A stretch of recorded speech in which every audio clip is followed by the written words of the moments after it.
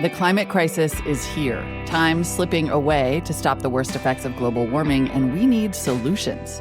Hosted by me, Molly Wood, How We Survive dives deep into the economics, the tech, and the human stories behind those solutions. From billionaires trying to monopolize lithium mines to business rivalries so fierce that one CEO was dragged off a plane by federal authorities. How We Survive, following the money to the end of the world because our survival might depend on it. Listen on Odyssey and everywhere you get your podcasts. Live from our Game 4 watch party at Kirby Ice House just off Richmond, Sports Radio 610 presents In the Loop. Here's John Lopez and Landry Locker. All right, John McClain, I know leg hiking is coming up in about 15 minutes. John McClain with us out here at Kirby Ice House, about 2 hours away from first pitch. What do you think about the comments by Ryan Tepera of the Chicago White Sox insinuating, really flat out saying that the Astros are still cheating? Well, it's amazing to me, and they're going to get that all along, but he's a guy from Houston who played at Sam, and he's got no evidence, just the fact that they struck out so much in that game. He should be crediting his pitchers. He stole the story from his teammates, just snatched the pitchers and the hitters from the spotlight. And it's like Bregman said, we did score 6 runs. Yeah. And they scored enough runs to win the game, and then the pitching stunk, as it has so often when they've lost. And I'd love to see him pitch today, and I'd love to see the Astros kick his butt at Chicago so they could say, you know what, we win here too. People forget they hit better on the road than at home in 17. Plus, they did kick the Dodgers' asses in L.A., where they couldn't be banging any trash cans. But they're going to face that the rest of their life. And wherever Correa goes, and I'd sure love to see him stay here, but if he goes somewhere else, can you imagine wherever he goes, they're going to treat him like royalty. Yeah, he'll be a god for sure. I'm going to give you a chance to hike your leg on Ryan T at 11:15. So let me drink some more water. Drink you some water. I usually do that for you, but get now right this there. is different. Yeah, see, we're all love here because John McClain's on the road. Just so people know, people think that you and I hate each other. Landry and I just posed for a picture. Yeah. You just posed for a picture together. Of course, I won't say what you were doing with your hand. Yeah. Or seeing my face. Trying to manufacture a smile. A fake smile? That fake with smile working? Showing Landry who I thought that he's number one.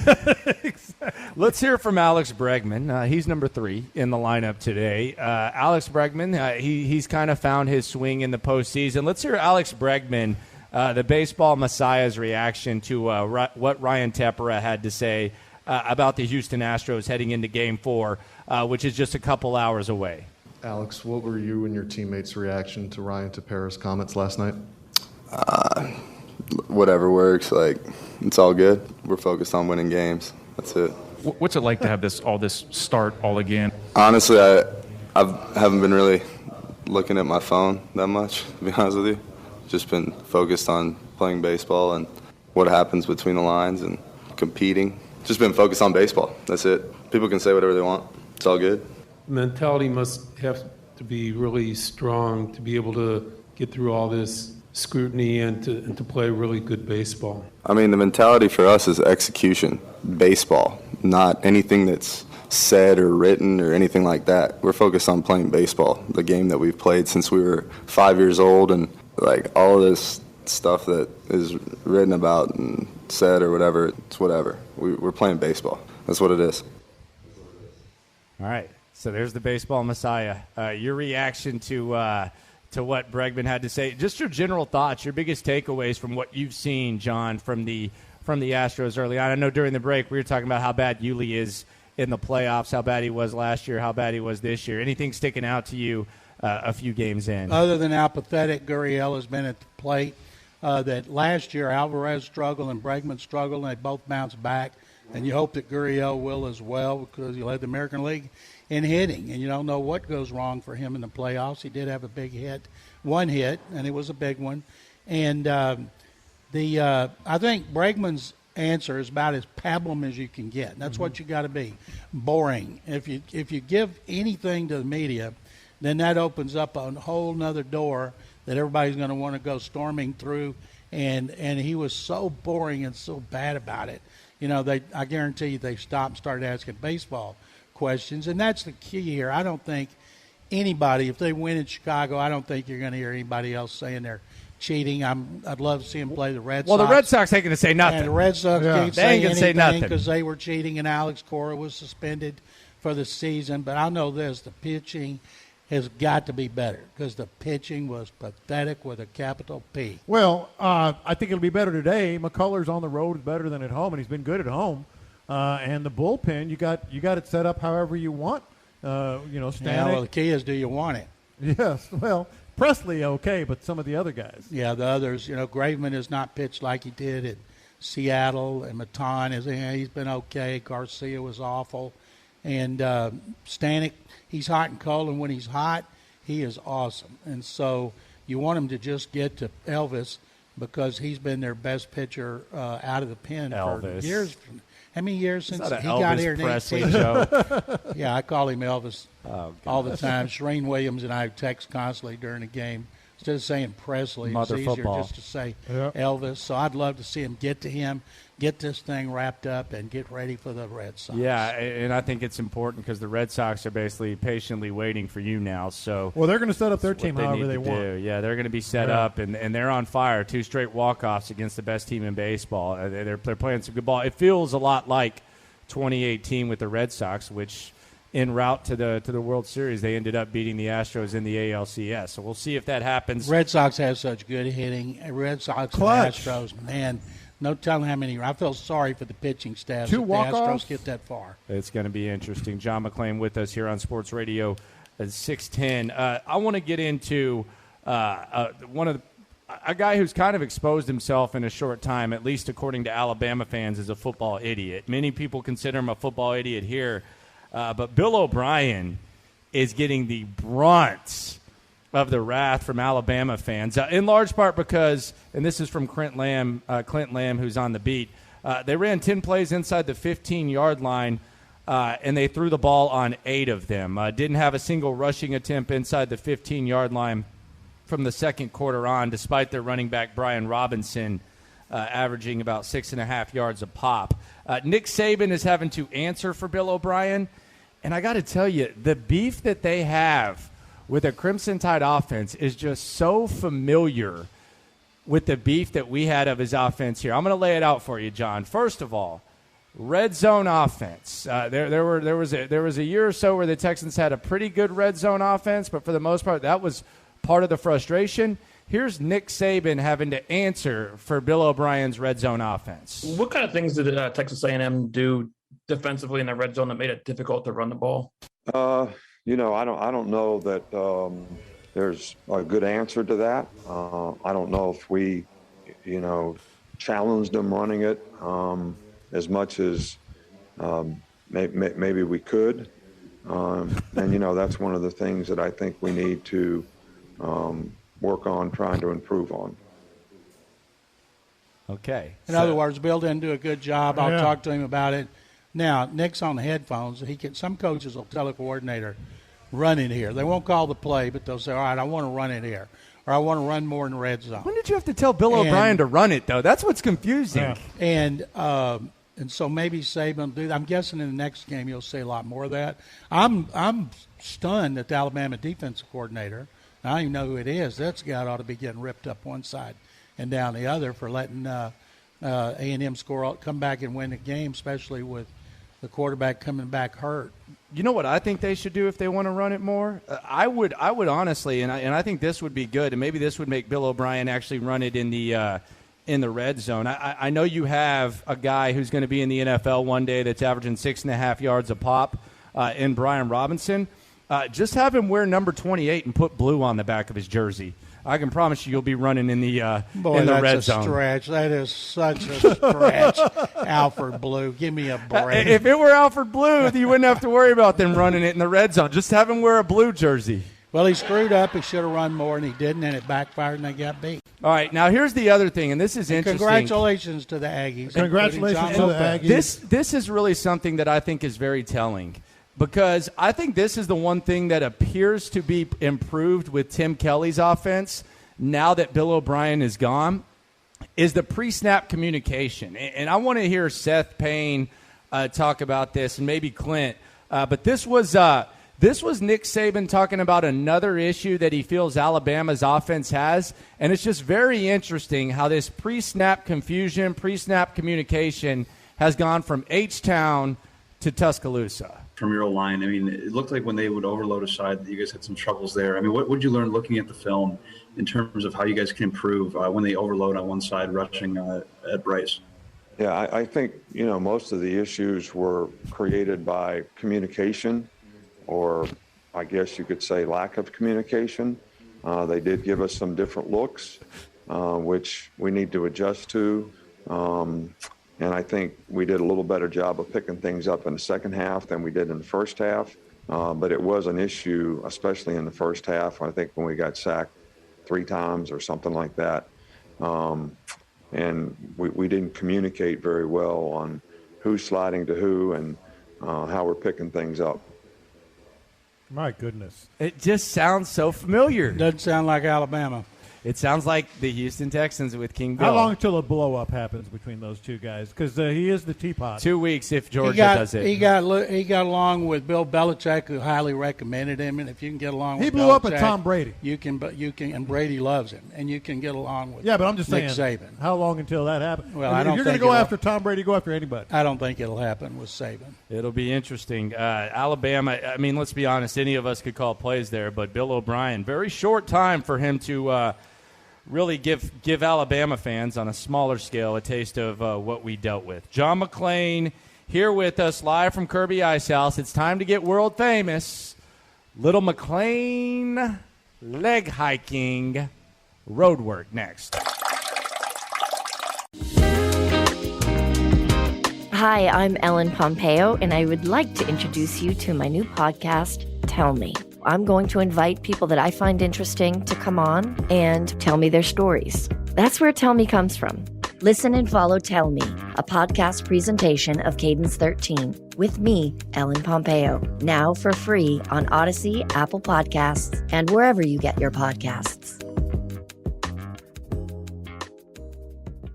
If you had some extra money right now, what would you spend it on? Would you treat yourself to something now? Or put it towards something special? Treat yourself with the savings you'll get from participating in the People's Gas Energy Efficiency Program. Our rebates help your dollars go further so you can spend more on the things you enjoy. Visit peoplesgasrebates.com/treat and learn how much you can save with the People's Gas Energy Efficiency Program. That's peoplesgasrebates.com/treat. New this week on Curiosity Stream.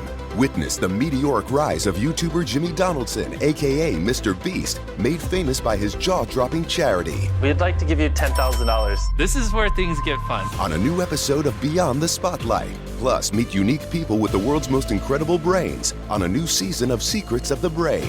Check them out on CuriosityStream.com. Annual plans are just $20. That's $1.67 a month.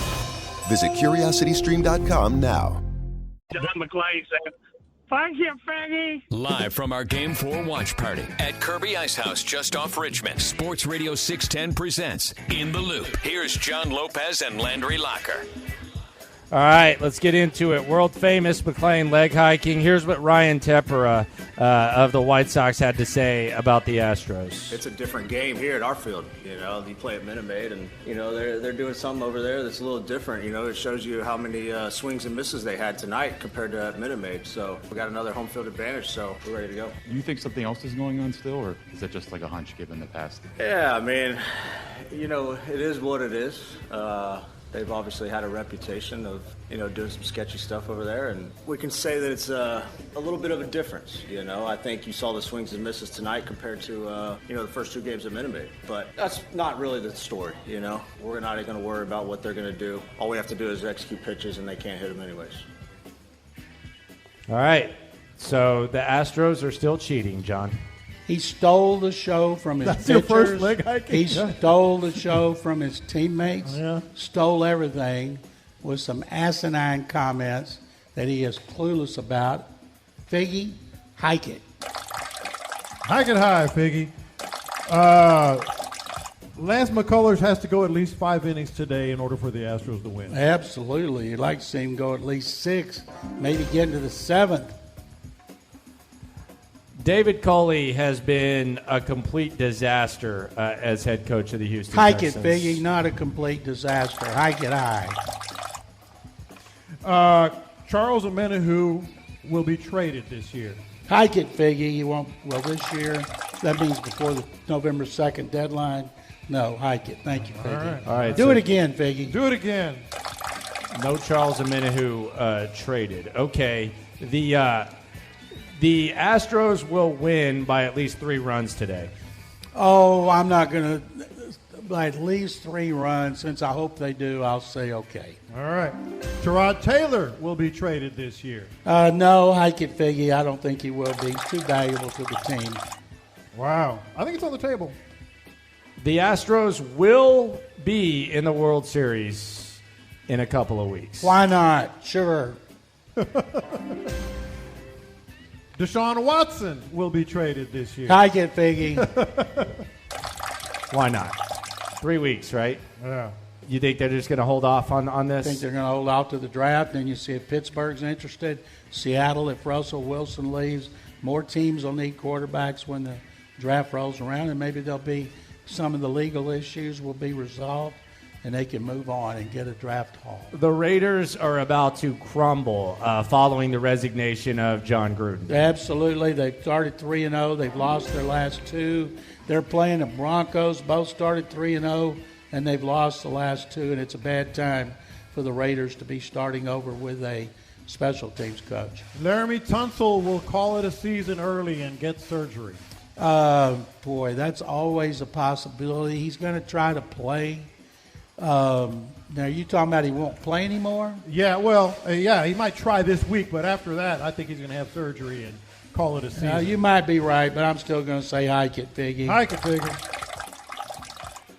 Bill O'Brien will be a head coach somewhere next year. Absolutely not. Hike it, Figgy. It'll take him 2 years and no more games like A&M. John Gruden will never broadcast a nationally televised game. Absolutely again. not. He'll never broadcast anything. You don't think so? Never? No, not after all that. What was the worst part of that for you? His emails. What, are we going to power rank the slurs here, Lopez? No, because I have an opinion on the this. constant communication of racial, homophobic, and misogynist. Those two. Homophobic and misogynist. Well, racial too. All 3 of them. It's like the hat trick. Yeah, it was a hat trick. You got another one? I'm good. I got another one. The Houston Texans will announce the building of a brand new football and training facility within the next year. Sure, I think why not? They've been looking around. They have been. I tweeted something this morning. But they've been looking around for 4 years. Bob McNair was looking around at suburbs that wanted them to build their facility out there, and I told Bob, and I tell Cal McNair the same thing. Well, if you're going to have a facility way out, you better get a helicopter like Jerry Jones. There's no way you're going to spend 45 minutes on traffic in the morning to go watch your team. Well, I tweeted something out this morning, kind of stumbled across this. There's a architectural firm that has like the pre-plans for a Houston, Texas facility on their website. Oh, I'm sure. What's the firm? I've got it right here. It was they have offices in Chicago, St. Louis, Los Angeles, and Kansas City. HOK? No, it's Lamar Johnson Collaborative, and they have on their website. I'll mention you on the tweet so you can see it. Texas players, the Texans logo, former players, some details that it's allegedly going to be on Merworth. They even have the address, Merworth in South Maine. That's where they want to build it, right there on the third practice yellow field. Yellow lot area. And so I thought that was really interesting. Lamar Johnson Collaborative has this whole training facility mock-up on their website. That's where Bob McNair wanted to go till before he died, and he had to start really battling cancer in 2017 before he died in 18 because the facilities of the stadium are just not big enough. And if they build it right there, that'd be perfect for everybody. Building it out by the dog track or between 45 and 59, it'd be easy for you, but that wouldn't be easy for anybody. We're about 90 minutes away from the Astros game. The Crypt Keeper, Tony La Russa, he had a weird-ass suggestion yesterday to prevent sign stealing. I want you to hear this, and then I want to get your reaction to this, John. stealing the catcher signs, third base coach's signs, looking in the dugout, see if you can pick the run defense signs. I mean, that goes on all the time. What you do is you just change your signs. I have a novel approach that I suggest we put an end to some of this stuff. It's been totally ignored. I would have the runner on second base face center field while the catcher is putting the sign down. I mean, I really would. Come on. The umpire should turn around, and then you wouldn't have them go through all this thing. And I mean, it's really, because everybody's defending it. Everybody has all these 5 different, it would speed the game up. Where were we? Oh, I won't say who, but the other thought that I had when I was upstairs was I just have an infielder stand in front of the runner. And somebody pointed out that the particular team we had, the second baseman they could look over him. And I don't think either one was silly, but I don't like having an infielder stand in front of him because that sets up possible confrontation. I think the easy thing is just wouldn't help without Altuve, considering how short he is. Exactly. That's one of the dumbest things I've ever heard. They've been stealing signs since the 1800s. He wants them to turn around. He goes, I don't know why they're ignoring it. So the umpire's got to go. I do. I know why they're ignoring it. The umpire's got to go up to the guy and say, hey, turn around. The horn could go off. What are we doing here, Tony? Give us a prediction on the Astros game, John. I'm going to say the Astros win this game 7-5. 7-5. They move on to play the Red Sox. All right, 7-5. I know it would be fun to clinch the championship series here. Hell but no. Get it over with. No. Do it in Chicago. Stick it up. What's his name's butt? Ryan Tepera. Who thinks they can't do it on the road. And get on with it. I want them to have to do a deep carpet cleaning with champagne and all that. Oh yeah, in the locker room. Make them pay for it. Yeah, that's what I want. I'm there, and I'm usually against champagne celebrations. Pop them bottles if you advance here. John, what's coming up in the Chronicle? When can we see that pretty face on TV? I have a column today about the remarkable turnaround of Davis Mills, and I have one tomorrow about players we want to see more of based on what happened against the Patriots. And thank you guys very much. Have fun here. I wish I didn't have to go to work. I'd hang out here and drink a little beer. Yeah, man. Watch a little ball. Yeah, man. And I appreciate it. And Landry, thanks for the picture. All right, that was there very you go. nice. The man, John McClain, the legend. Go to Landry's Twitter. Figgy, thank you too. John McClain, presented by John. Horn Solutions here on Sports Radio 610. Landry Locker, John Lopez. We are out here at Kirby Ice House. Biggest screen in town, 23x14, tons of TVs. If you want to sit in the AC, you can sit in the AC. If you want to enjoy this nice breeze, you can do that. One of the largest patio/backyard atmospheres that you can imagine. It's mine and Sean Pendergast's neighborhood. You can actually bring food here. Capone's is down the street. It's pasta day, so it's a lovely day. If you haven't gotten out of work yet, get the fake throw up going. Do what you got to do. Right. Use What'd the word. you say? Use the magic word. The magic word is COVID.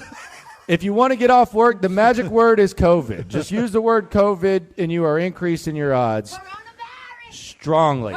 Coming up, things are shaping up perfect for the Stros. John Gruden gone as Raiders coach, and Davis Mills and David Coley assess their Week 5 performances. The hit are lit as bleep next. If you had some extra money right now, what would you spend it on?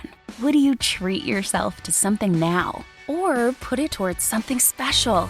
Treat yourself with the savings you'll get from participating in the People's Gas Energy Efficiency Program. Our rebates help your dollars go further so you can spend more on the things you enjoy. Visit peoplesgasrebates.com/treat and learn how much you can save with the People's Gas Energy Efficiency Program. That's peoplesgasrebates.com/treat. Man, there are a lot of podcasts out there. Definitely. I mean, there's 3 million shows, 50 million episodes, and more every day. I mean, who has the time to figure out which ones are the best podcasts? We do. That's who. What's up, guys? I am Alicia Renee. And I'm Dax Holt. And we are your hosts of Pod Sauce, a podcast discovery show. Look at us as your podcast concierge. We do all the work for you. We listen to the shows, review them, pick the best episodes, and interview the hosts. Pod Sauce. Let us help you find your next binge. Tell them where to go, Dax. Go to podsauce.com. Have you cut the cord and are feeling bored with your streaming services?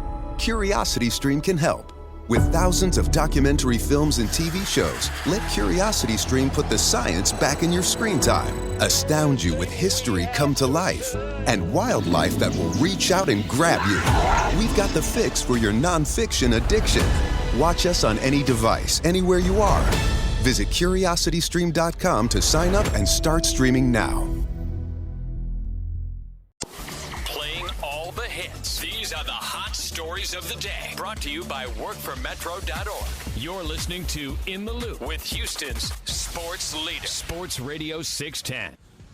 All right, we're about an hour and a half out from the Houston Astros Game 4. Lance McCullers on the bump. Stros looking to advance to the ALCS for the fifth straight time. We'll get into that. We'll take you up to First Pitch Live out here at Kirby Ice House. Biggest place in town. It's a great place to watch games. They got the 23 by 14 inch screen in the backyard. There's all kinds of TVs, about 100 beers on tap. And the backyard is gigantic. You can bring your dog here. Also, a lot of parking. 24 feet. 24 feet. Yeah, I got to make that very clear. Feet. Big screen. It could be a drive-in. It could be a drive-in movie if you so choose. 23 inches is if you John just want to park. Yeah, I said 23 inches. I don't even think John McClain's is that big. Davis Mills. Here's Davis Mills assessing his performance on Sunday when the Texans fell to the Patriots. I thought I played well, but I think just kind of going out there and feeling the feeling of making plays and being right there close to winning games at the end. I think there's really a feeling of just learning how to win games and finish, and I think we're close.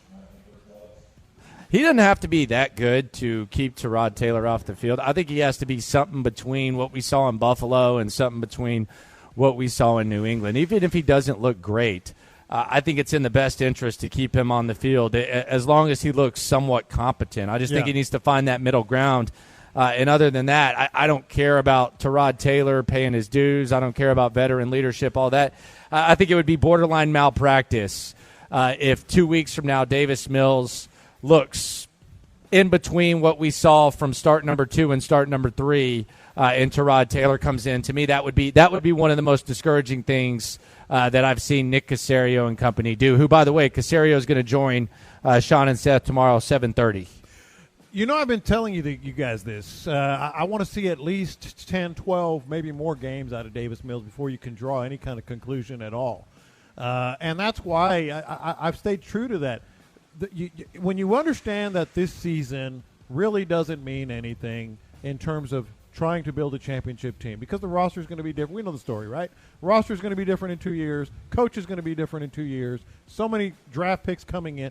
This season, if you acknowledge that this season really, big picture, does not matter, there's no reason not to play Davis Mills. To the point of, you said something in between what he was and what he was this past weekend, performance-wise.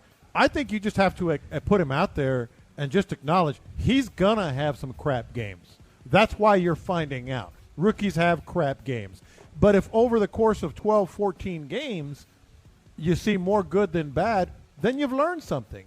And I know that's why, I went on that rant last week with was his name Peter or whatever, and because it's the best thing for the team in the future. So let me ask you what I was asking John McClain. I feel so bad for Tyrod Taylor. I think I don't. I think I do. I think you have to do him a solid, man. And this season doesn't matter. Trade him to what? Be a backup somewhere? Because I don't know. I don't know that there's any situation right now where they want Tyrod Taylor as their starter. I mean, I think Tyrod Taylor. I think this was the only place this year. I don't think there was another place where Tyrod Taylor would have started. So I don't know about doing him a solid. Like who is just dying to have Tyrod Taylor be their quarterback? Well, here's the solid. He's been a starter. We know that. There are teams where Tyrod Taylor is better suited to be a snap away from starting. Like here, it doesn't matter. Him being a snap away from starting. And there are teams that that are suffering injuries and maybe would like to take a look at him for maybe down the stretch. Who do you have any team in mind? I talked about Miami, but there are others. Don't they have the same record as the Texans though? So what would Miami benefit from it? Don't they need to look at Tua, and don't they need to? They have Brissett, who Tyrod's probably better than him, but what would Miami? But that's what I'm saying. There's going to be teams that like Washington, teams that are going to be like, you know what? We've got a shot here. We're kind of in the hunt. Let's bring him in. I mean, who knows if Carson Wentz gets hurt again?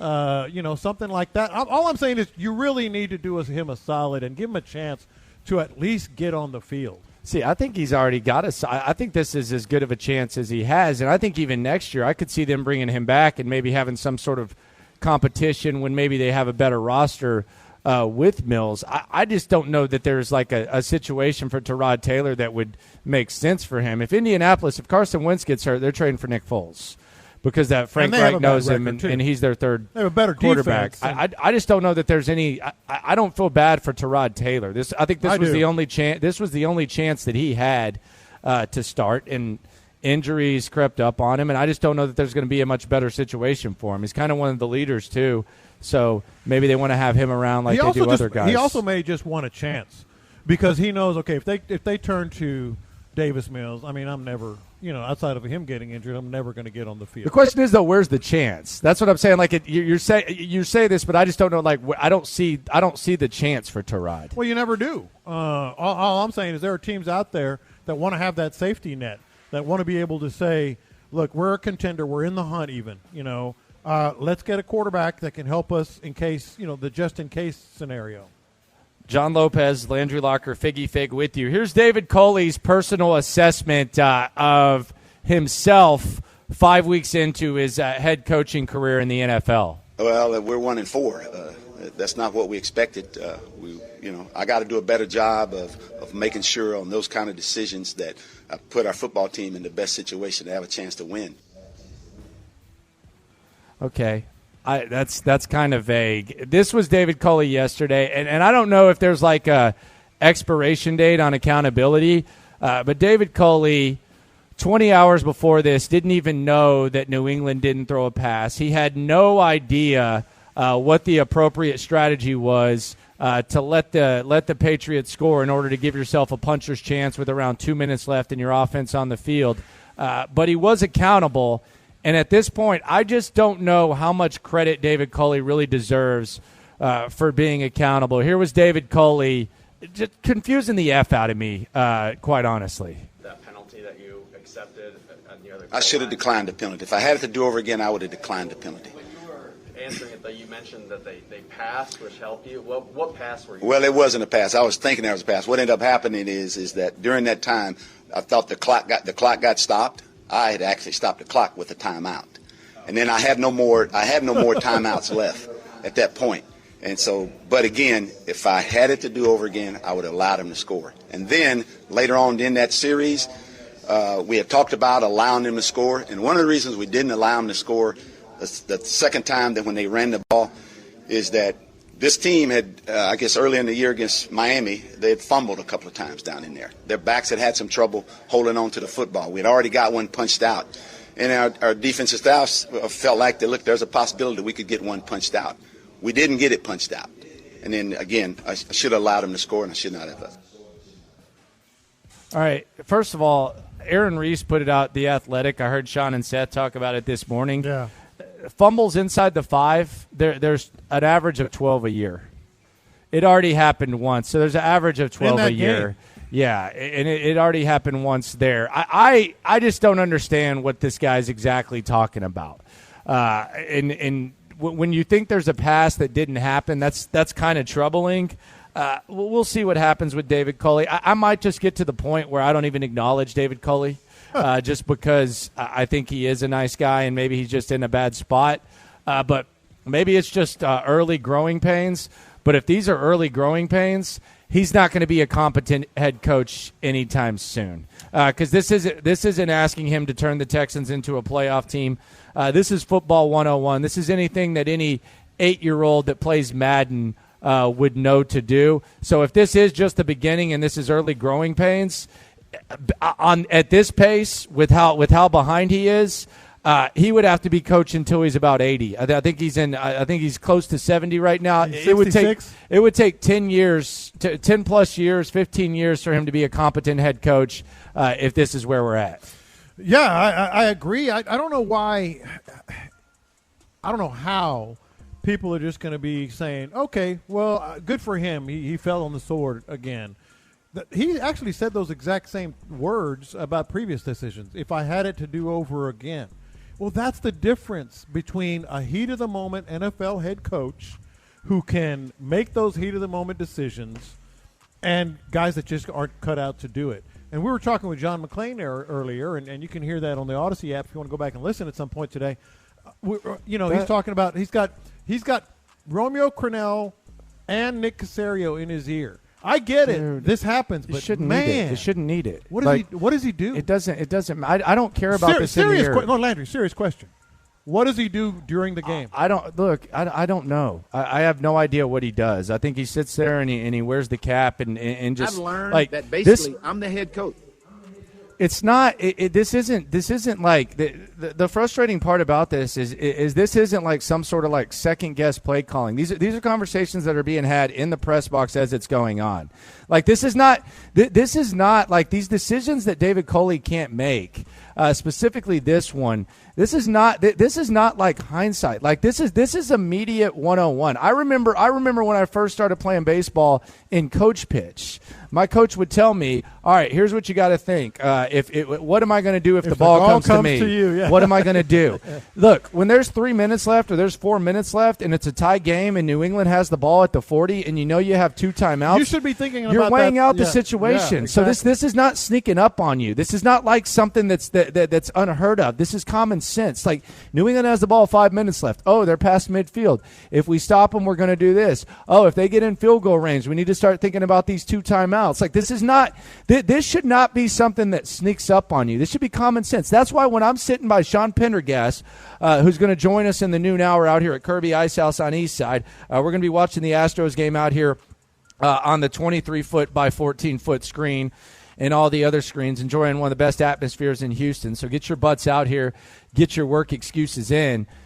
But these are the types of things that as soon as they bust a run to even get in field goal range, as soon as he has space in front of him, Sean Pendergast is saying, let him score, let him score, let him score. Sean Pendergast is sitting there taking notes. Yeah. He's getting ready for a post-game show. He's eating. I don't know what he was eating. I think he might have cheated on his diet. I saw him eating some potato chips and something like that.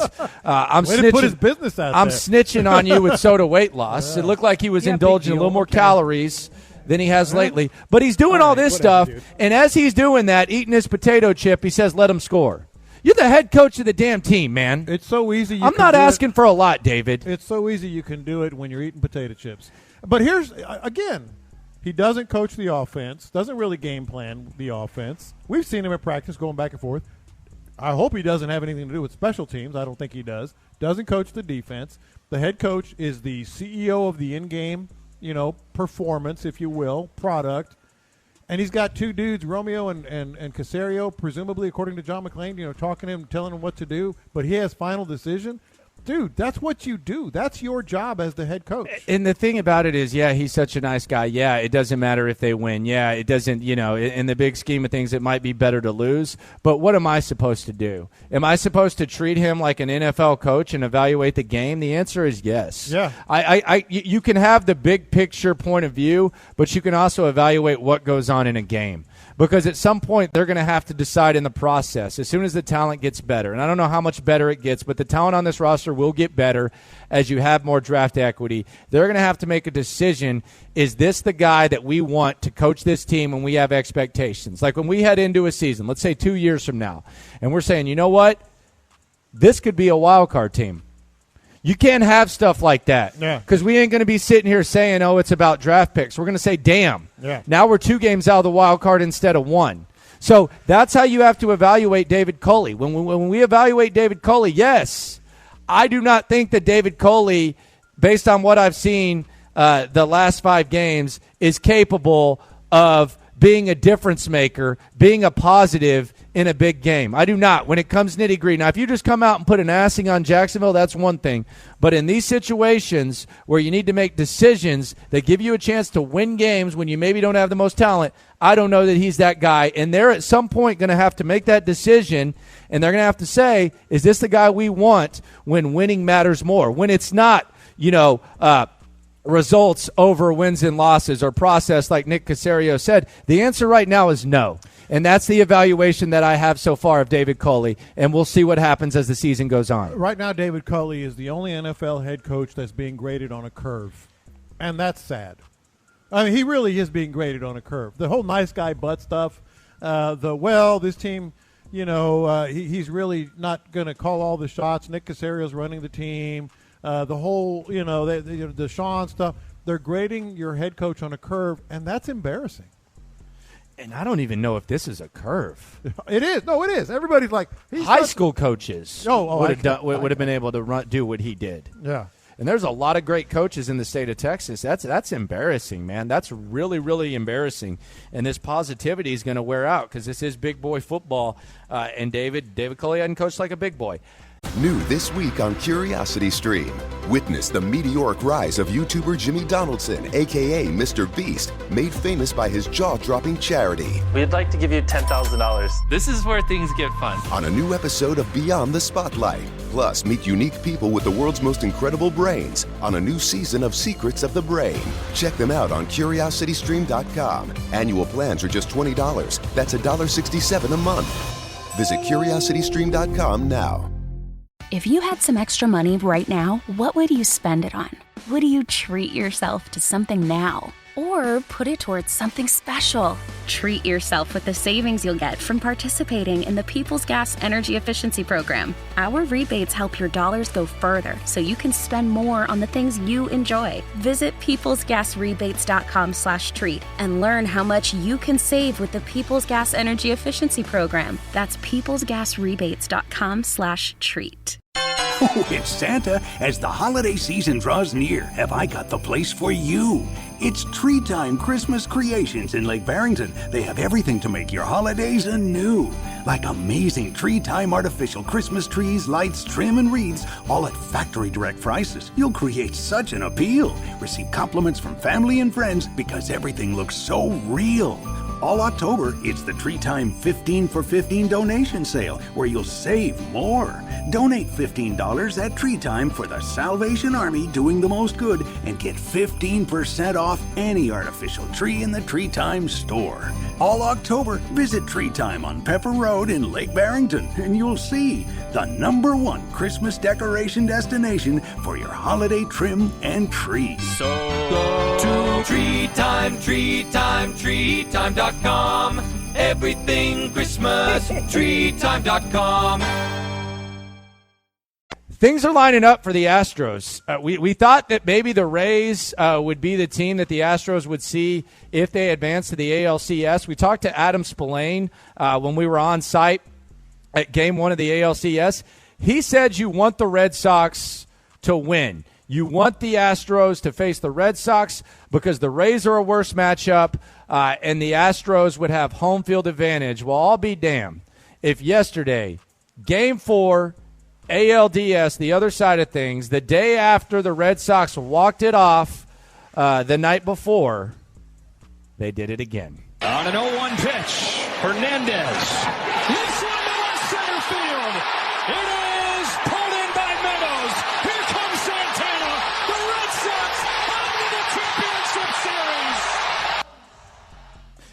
Red Sox awaiting the winner of the ALDS. The Astros either close it off today or tomorrow. We'll be talking about a decisive Game 5, a rematch of the 2018 ALCS in which the Red Sox really dominated the Astros. Two teams that have faced a lot of scrutiny with cheating. Former Astros staffer Alex Cora. This is what I'm talking about. October baseball is great. You bring a traditional team like the Boston Red Sox facing the Houston Astros. This is a dream scenario, and it's laid out perfectly for the Astros to get back to the World Series for the third time in 5 years. It is. Kike Hernandez, then who's the other one? Christian Vasquez, one of those that did the walk-offs for Boston. But that's yesterday's news now. I mean, literally. Because the Astros couldn't ask for a better matchup. Did the Rays scare you as much as they did me? Yes. They did. Yes. I thought they were really going to be a tough out. When you get rid of Charlie Morton, Blake Snell, and lose some of the guys that they've lost and still do what they did, win the best division in baseball, they scare the hell out of me, quite honestly. Tim Anderson for the White Sox. He's 7 for 15 in the series. He's hitting .467. Martin Maldonado was asked about Tim Anderson, and this was a funny exchange between Machete and a media type out there on the south side. For either player, just how tough of a matchup has Tim Anderson been facing him in the playoffs? Excuse me, can you repeat that? Tim Anderson, how tough matchup has he been? Being all right. You want me, I don't know what you expect me to say, though. But. God, they're just not giving it up. He's been really good. There's no question about it. But I do like the answer, that's for sure. Kyle Tucker, he has been absolutely raking. He deserved a better fate in Game 3. This is a little bit of what Tuck had working, really the whole series, but specifically in Game 3. Tucker hits it towards the gap in right center. Long run for Robert and Garcia, and that's going to get down into the wall. Here comes Correa. He'll slide in for a 2-1 Houston lead. Tucker lifts one the other way. Pretty well struck. Jimenez ranging back at the track. It's gone! Kyle Tucker having a postseason. It's 5-1 Houston. His second home run in as many games. And you're going to have a lefty on the mound today. Yep. A lot of times whenever there's a lefty hitter, you wonder what's going on. Is a left-hander like Kyle Tucker going to be able to hit as well against the lefty? He's actually 286 against lefties, 299 against righties. He actually slugs 578 compared to 545 against lefties. Tucker hits lefties. He always has. A wiffle ball, man. And it's that wiffle ball that he used to play with his brother. Here's Tucker on MLB Network. I feel fine whether it's righty or lefty on the mound. I grew up playing wiffle ball against my brother in the backyard. Yeah. He's lefty, so I think that definitely helped me out hit lefties. All right, we'll hear from Dusty Baker. We'll hear from Tony La Russa coming up shortly. Astros about an hour, 10 minutes away. We're at Kirby Ice House out here on East Side. He's first of all, if he was facing a left-hander throwing a wiffle ball, the thing was breaking like 3 feet. But the other thing, he's driven in 7 of the Astros' 21 runs. That said, as much as he's good against left-handers, this has got to be an Altuve game, I think, today, or Gurriel. But I'm thinking Altuve. He's just 2 for 11 in the series. It's about time, Jose.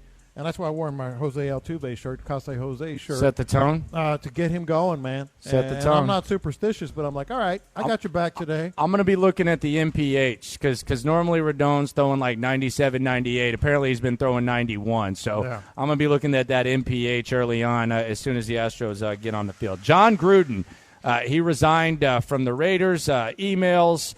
You can look up those emails on the New York Times. He has resigned. That 10-year, $100 million contract does not play out. John Gruden out as the coach in Las Vegas. It doesn't take. I mean, it takes a lot these days to truly be like jaw-dropping news, and this was not just because of what he said. You know, the homophobic stuff, misogynistic. A lot of racial stuff, but that it was him. You know, I guess you just. I always say it. Everybody's got some gremlins and secrets, man. I never would have expected something like that to come out of John Gruden's mouth in like emails. I mean, so that's almost like an official document when you're circulating them into the NFL. That was just jaw-droppingly intense and bad, and he did the right thing because they were going to fire him. In the spirit of John Gruden's days as a broadcaster, I think it's only appropriate if we play my favorite John Gruden clip of all time. John Gruden with Ryan Mallett at Gruden's QB camp. I just do what I know how to do. Just play football. Mm-hmm. Because I felt like you were almost getting interrogated, man, at the combine. I mean, they're asking you some tough questions. Yes, sir. What'd I say I would do to you if I was playing against you? You bust the crap out of me. Why would I, though? Because I'm not fast. That voice is pretty deep, man. Now, you got a hard count? Yes, sir. Now, Brad Johnson, my boy, he had a great hard count. Let me hear what you got. See if you can make me jump. Down! 2288! 2288 hot! Hot on! Pretty good. Ryan Mallett, something else. Why did he do that? I guess. I don't know. It was very awkward. We're about 1 hour away from Astros versus White Sox Game 4. Lance McCullers on the bump. Come down to Kirby Ice House out here on East Side. 40 huge TVs in the 23-foot by 14-foot screen in the backyard. It's dog friendly. The drinks, there's all kinds of them, 100 beers on tap, lots of parking, lots going on. Get out of work. You got about an hour to see the Astros try to get to that ALCS. Have you cut the cord and are feeling bored with your streaming services? CuriosityStream can help. With thousands of documentary films and TV shows, let CuriosityStream put the science back in your screen time, astound you with history come to life, and wildlife that will reach out and grab you. We've got the fix for your nonfiction addiction. Watch us on any device, anywhere you are. Visit CuriosityStream.com to sign up and start streaming now. If you had some extra money right now, what would you spend it on? Would you treat yourself to something now? Or put it towards something special? Treat yourself with the savings you'll get from participating in the People's Gas Energy Efficiency Program. Our rebates help your dollars go further so you can spend more on the things you enjoy. Visit peoplesgasrebates.com/treat and learn how much you can save with the People's Gas Energy Efficiency Program. That's peoplesgasrebates.com/treat. Oh, it's Santa. As the holiday season draws near, have I got the place for you? It's Tree Time Christmas Creations in Lake Barrington. They have everything to make your holidays anew. Like amazing Tree Time artificial Christmas trees, lights, trim, and wreaths, all at factory direct prices. You'll create such an appeal. Receive compliments from family and friends because everything looks so real. All October, it's the Tree Time 15 for 15 donation sale, where you'll save more. Donate $15 at Tree Time for the Salvation Army doing the most good and get 15% off any artificial tree in the Tree Time store. All October, visit Tree Time on Pepper Road in Lake Barrington, and you'll see the #1 Christmas decoration destination for your holiday trim and tree. So go to Tree Time, treetime.com. Everything Christmas, treetime.com.